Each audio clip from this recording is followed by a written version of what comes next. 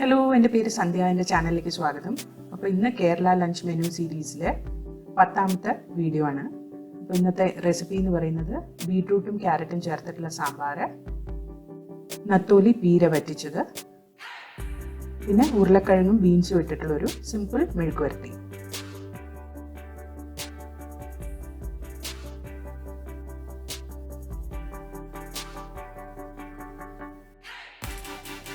എൻ്റെ ചാനൽ ആദ്യമായിട്ട് കാണുകയാണെങ്കിൽ സബ്സ്ക്രൈബ് ചെയ്യാനും ബെൽ ബട്ടൺ ക്ലിക്ക് ചെയ്യാനും മറക്കരുത്.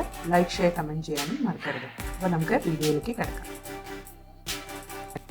അപ്പോൾ നമുക്ക് ആദ്യം സാമ്പാർ ഉണ്ടാക്കാം. സാമ്പാർ വറുത്തരച്ച സാമ്പാറാണ് ഇന്ന് ഉണ്ടാക്കുന്നത്. അപ്പോൾ അതിന് നമുക്ക് മസാല വറുത്തരയ്ക്കണം. അതിന് മല്ലി, ഉഴുന്നും പരിപ്പ്, ഉലുവ, കറിവേപ്പില, ചെറിയ ഉള്ളി, ചുവന്നമുളക്, ഇത്രയും ഞാനൊരു ചീൻചട്ടിയിൽ എണ്ണ ചൂടാക്കിയിട്ട് എടുത്തിട്ടുണ്ട്. ഇനി ഇത് നമുക്ക് നന്നായിട്ട് ചോക്കുന്നവരെ വറുത്തെടുക്കാം.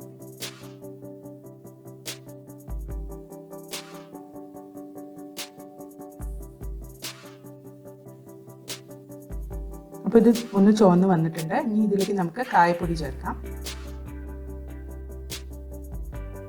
അതും കൂടി ഒന്ന് നന്നായിട്ട് മിക്സ് ചെയ്ത് കൊടുക്കാം. ഇനി ഞാൻ ഇതിലേക്ക് തേങ്ങ ചേർത്തിട്ടുണ്ട്. ഇനി തേങ്ങ ചോക്കുന്നവരെ നമുക്കിതൊന്ന് വറുത്തെടുക്കാം. തേങ്ങ നന്നായി ചുവന്ന് വന്നിട്ടുണ്ട്. അപ്പം നമ്മുടെ മസാല റെഡി ആയിട്ടുണ്ട്. ഇനി ഇത് നന്നായിട്ട് തണുപ്പിച്ചിട്ട് നമുക്ക് വെള്ളം ചേർത്ത് അരച്ചെടുക്കാം. അപ്പോൾ സാമ്പാറിന് ആവശ്യമുള്ള തോരപ്പരിപ്പും ബീട്രൂട്ടും ക്യാരറ്റും കൂടി ഞാൻ നേരത്തെ തന്നെ പ്രഷർ കുക്ക് ചെയ്ത് എടുത്തു വെച്ചിട്ടുണ്ട്. അത് ഞാനൊരു പാത്രത്തിലേക്ക് മാറ്റിയിട്ടുണ്ട്. ഇനി നമുക്കിത് തക്കാളി ചേർത്തിട്ട് നന്നായിട്ടൊന്ന് തിളപ്പിച്ചെടുക്കണം. അപ്പോൾ തക്കാളി നീളനെ അരിഞ്ഞിട്ട് ഞാനിതിലേക്ക് ചേർത്തിട്ടുണ്ട്. ഇനി തക്കാളി ഒന്ന് നന്നായിട്ട് സോഫ്റ്റ് ആവുന്നവരെ നമുക്കിതൊന്ന് തിളപ്പിച്ചെടുക്കാം. അപ്പോൾ ഇത് നന്നായി തിളച്ച് തക്കാളി സോഫ്റ്റ് ആയിട്ടുണ്ട്. ഇനി ഇതിലേക്ക് നമ്മൾ അരച്ച് വെച്ച് മസാല ചേർക്കാം.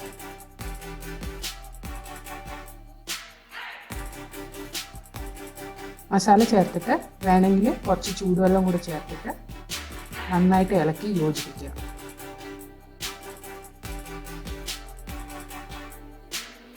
ഇനി ഇതൊന്ന് അടച്ചു വെച്ചിട്ട് നന്നായിട്ടൊന്ന് തിളയ്ക്കുന്നവരെ നമുക്ക് വെയിറ്റ് ചെയ്യും.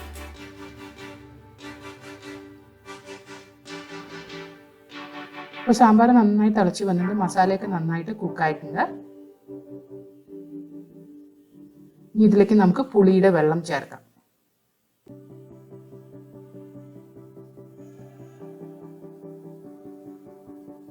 ഇനി ഇതൊന്ന് നന്നായി തിളച്ച് വരട്ടെ.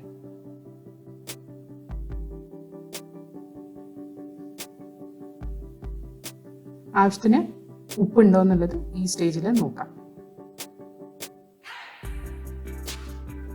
അപ്പോൾ ആവശ്യമുണ്ടെങ്കിൽ ഉപ്പ് ചേർത്ത് കൊടുക്കുക. അപ്പോൾ നമ്മുടെ സാമ്പാർ നന്നായി തിളച്ച് വന്നിട്ടുണ്ട്. ഇനി നമുക്ക് ഇതിലേക്ക് വറുത്തിടാം. അപ്പോൾ അതിനായിട്ട് വെളിച്ചെണ്ണ ചൂടാക്കി അതിൽ കടുകും ഉലുവയും ചേർത്തിട്ടുണ്ട്. അത് രണ്ട് പൊട്ടി വരുമ്പോൾ മുളക് ചേർത്തു. പിന്നെ കുറച്ച് കായപ്പൊടി, ഇതെല്ലാം ഒന്ന് പൊട്ടുമ്പോൾ കരിവേപ്പില ചേർക്കുക. ഇനി വറുത്തത് സാമ്പാറിൻ്റെ മുകളിലേക്ക് ഒഴിച്ചു കൊടുക്കുക. അപ്പോൾ നമ്മുടെ സാമ്പാർ റെഡി ആയിട്ടുണ്ട്. ഇനി അടുത്ത ഐറ്റത്തിലേക്ക് നീങ്ങും. അടുത്തത് നത്തോലി പീര വറ്റിച്ചതാണ്. അതിനായിട്ട് നത്തോലി കഴുകി വൃത്തിയാക്കി ഇട്ടിട്ടുണ്ട്. അതിലേക്ക് മഞ്ഞൾപ്പൊടിയും മുളക് പൊടിയും ആവശ്യത്തിന് ഉപ്പും ചേർത്തിട്ടുണ്ട്. പിന്നെ ഞാനിവിടെ തേങ്ങ, പച്ചമുളക്, ചെറിയുള്ളി, ജീരകം, വെളുത്തുള്ളി ഇത്രയും നന്നായിട്ട് ചതച്ചെടുത്ത് വെച്ചിട്ടുണ്ട്. അത് നമുക്ക് ഇതിലേക്ക് ചേർക്കണം. അപ്പോൾ ഞാൻ കുടംപുളി നല്ല ചൂടുവെള്ളത്തിൽ കുറച്ച് നേരം കുതിർത്തി വെച്ചിട്ടുണ്ടായിരുന്നു. അത് നമുക്ക് ഇതിലേക്ക് ചേർക്കാം.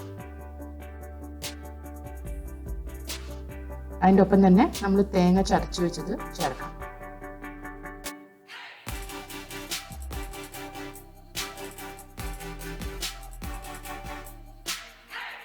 ഇനി ഇത് രണ്ടും കൂടി എല്ലാം കൂടി ഒന്ന് നന്നായിട്ട് മിക്സ് ചെയ്ത് കൊടുക്കും. മീനിൽ എല്ലാം നന്നായിട്ട് പിടിക്കുന്ന പോലെ.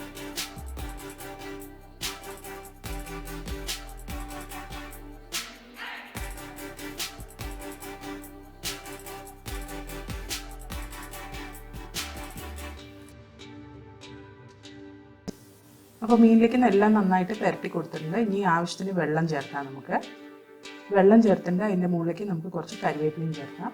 കുറച്ച് വെള്ളം ചേർത്താൽ മതി. ഇനി ഇത് നമുക്ക് ചെറിയ തീയിലിട്ടിട്ട് നന്നായിട്ടൊന്ന് അടച്ചു വെച്ച് വേവിച്ചെടുക്കാം. അപ്പോൾ കുറച്ച് നേരമായിട്ട് മീൻ വെന്തുകൊണ്ടിരിക്കുകയായിരുന്നു. ഇനി ഈ മീൻ ഒന്ന് നമുക്ക് ഇളക്കണം. പക്ഷെ അത് സ്പൂണിട്ട് ഇളക്കാൻ പാടില്ല. ചട്ടി ഒന്ന് നന്നായിട്ട് തിരിച്ചു കൊടുത്താൽ മതി. അപ്പോൾ ഇങ്ങനെ ചട്ടി നന്നായിട്ടൊന്ന് തിരിച്ചു കൊടുക്കുക.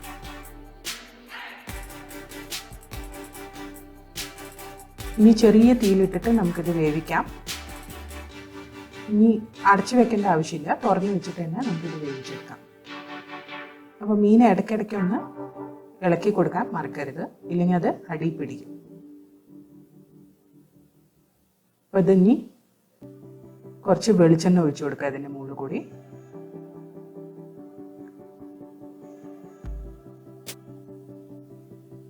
പിന്നെ കുറച്ച് കറിവേപ്പിലയും ചേർത്ത് കൊടുക്കാം.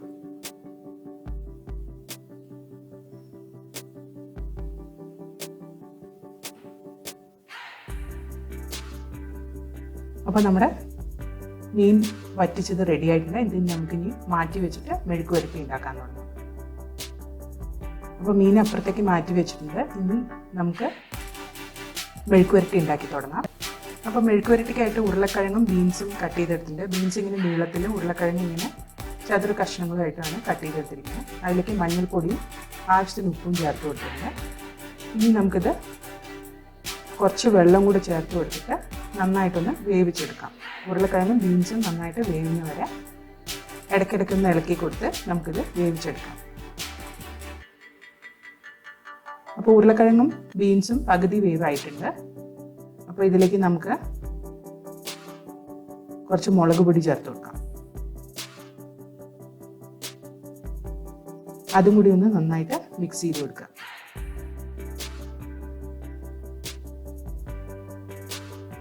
ഇനി മുഴുവനായിട്ട് വേകുന്ന വരെ നമുക്കിത് ഇടയ്ക്കിടയ്ക്ക് ഇളക്കി കൊടുത്തുകൊണ്ടിരിക്കാം.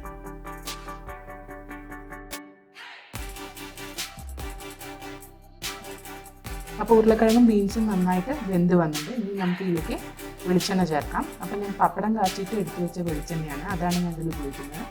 മെഴുക്ക് വരട്ടിയിൽ ഈ പപ്പടം കാച്ചി എണ്ണ ഒഴിച്ചാൽ ഭയങ്കര ടേസ്റ്റാണ്. അപ്പോൾ ഈ ടിപ്പൊന്ന് ട്രൈ ചെയ്ത് നോക്കുക എല്ലാവരും. മെഴുക്ക് വരട്ടി ഒന്നും കൂടി കുറച്ച് നേരം ഒന്ന് ഇളക്കി കൊടുത്ത് ഒന്ന് കുക്ക് ചെയ്തെടുക്കുക.